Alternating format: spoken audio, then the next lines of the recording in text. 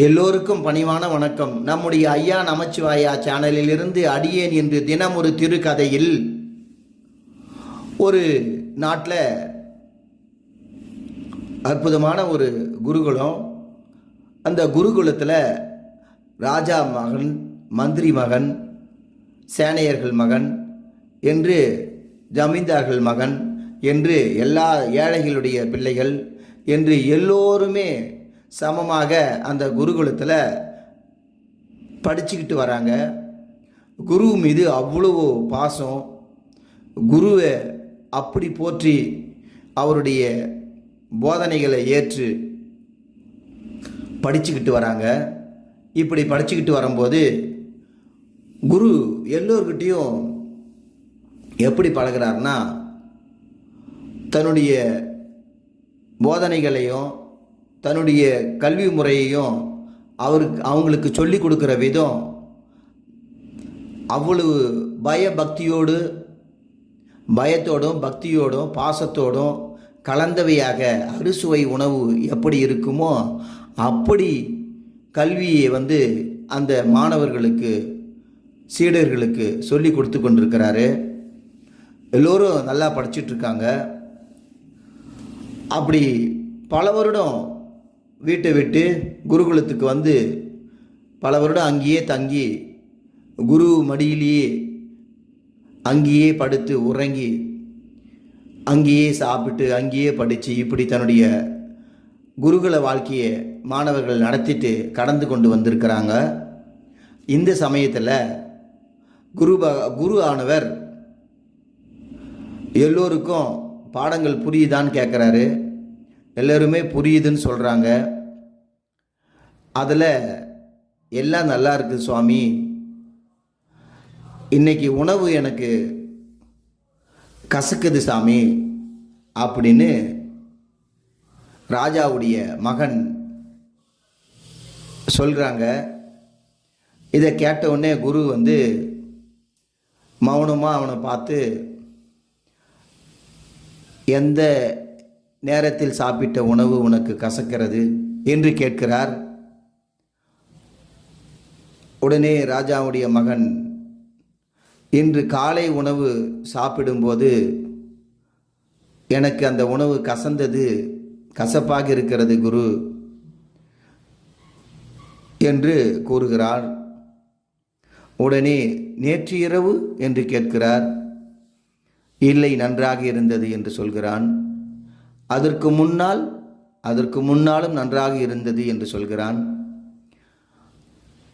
5 நாட்களுக்கு முன்னாலும் நன்றாக இருந்தது என்று சொல்கிறான். 1 மாதத்திற்கு முன்னாலும் நன்றாக இருக்கிறது என்று சொல்கிறான். நீ இங்கே 5-6 வருடங்கள் ஆகிறது, அந்த 5-6 வருடங்களாக நன்றாக இருந்ததா என்று கேட்கிறார். ஆம் சாமி, நன்றாக இருந்தது குருவே என்று சொல்கிறான். அப்படியா, இன்று காலை மட்டும் உனக்கு ஏன் அந்த உணவு கசக்கிறது என்று கேட்கிறார். தெரியவில்லை சுவாமி என்று அந்த ராஜாவுடைய மகன் சொல்கிறார். உடனே சரி நீ போ என்று அந்த ராஜாவுடைய மகனை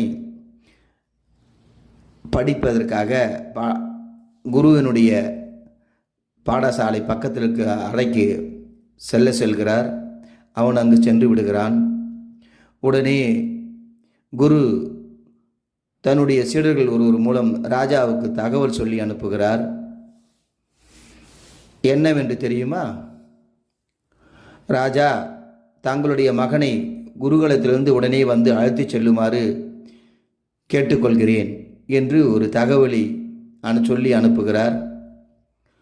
அங்கே குருவினுடைய சீடன் தகவலை ராஜாவிடம் சொல்ல உடனே ராஜா அதிர்ந்து போகிறார். அங்கிருந்து ராஜாவே நேராக குருகுலத்திற்கு விரைந்து வருகிறார். விரைந்து குருவின் காலிலே விழுந்து வணங்குகிறார்.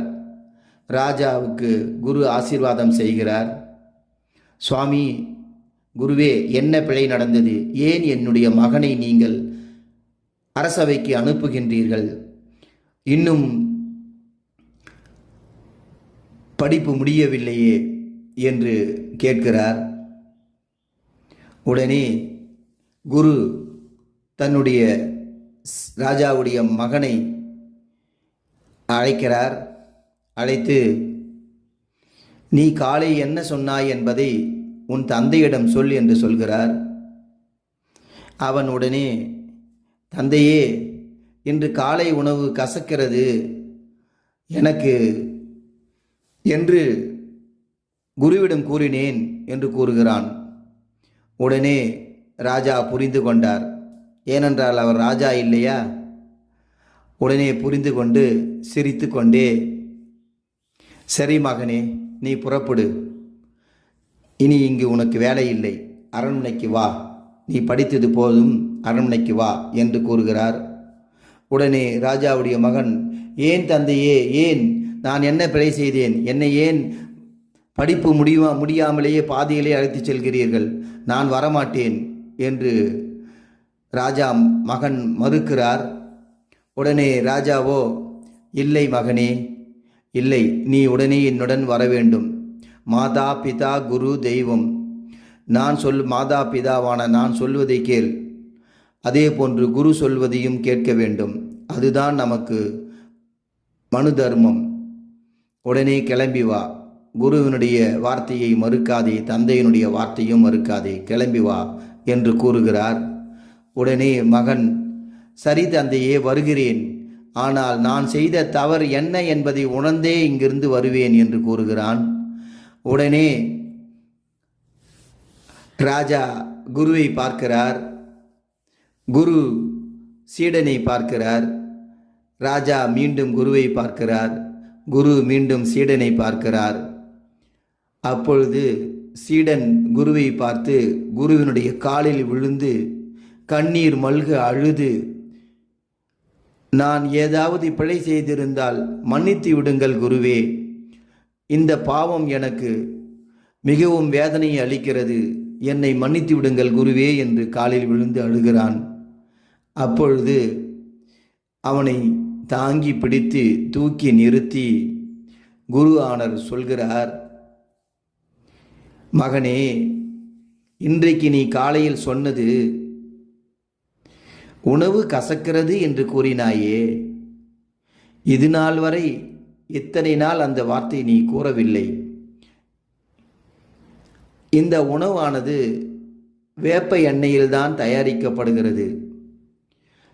இப்பொழுது இருந்த கசப்பு உணவுதான் இத்தனை வருடமாக உணவில் இருந்தது. இத்தனை வருடமாக கூறாமல் இன்று நீ கூறினாயே, ஏன் தெரியுமா? உனக்கு படிப்பின் மீது நாட்டம் குறைந்து விட்டது, ருசியின் மீது நாட்டம் சென்று விட்டது. எனவே இனி உனக்கு ருசியை அறிந்த உனக்கு படிப்பு ஏறாது மகனே, நீ சென்று வா என்று குரு கூறுகிறார். தவறு செய்து விட்டேன் குருவே, தவறு செய்து விட்டேன், மன்னித்து விடுங்கள் குருவே என்று காலில் விழுந்து அழுகிறான். ஆனாலும் தங்கள் வார்த்தைக்காக நான் அரசவைக்கு செல்கிறேன், மீண்டும் வருவேன் குருவே, என் பிழையை உணர்ந்து விட்டேன், தங்கள் ஆணைக்கு கட்டுப்பட்டு அரசவைக்கு செல்கிறேன், மீண்டும் வருவேன் குருவே என்று அவர் காலில் விழுந்து அழுது மீண்டும் அங்கிருந்து அரசவைக்கு செல்கிறான்.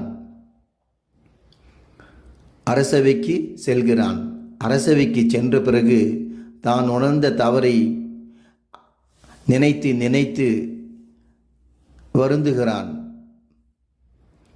இந்த கதை ஏன் தெரியுமா? ஒருவர் தாம் செய்யும் செயலில் நாட்டம் இருக்க வேண்டும், எதிலும் ஒன்றிணைந்து செயல்பட வேண்டும். அதிலிருந்து விடுபட்டு மற்றவைகளில் நாட்டம் செலுத்தினால் அந்த செயல் வெற்றி பெறாது. படிப்பும் அப்படித்தான். சிந்தனையில் ஒரே சிந்தனையாக இருந்து எதை பற்றியும் சிந்தியாமல் குறிக்கோளையே நினைத்து குறிக்கோளுடன் வாழ்வதே வாழ்க்கை. அந்த குறிக்கோள் வெற்றி அடையும் வரை எதற்கும் இடம் கொடுக்கக்கூடாது. மற்ற அனைத்துக்கும் இடம் கொடுக்கக்கூடாது என்பதுதான் இந்த கதையினுடைய கருத்து. இந்த கதை உங்களுக்கு பிடித்திருந்தால் சந்தோஷம் அடையுங்கள், பிடிக்கவில்லை என்றால் வருத்தமடைய வேண்டாம். திருச்சிற்றம்பலம், திருச்சிற்றம்பலம்.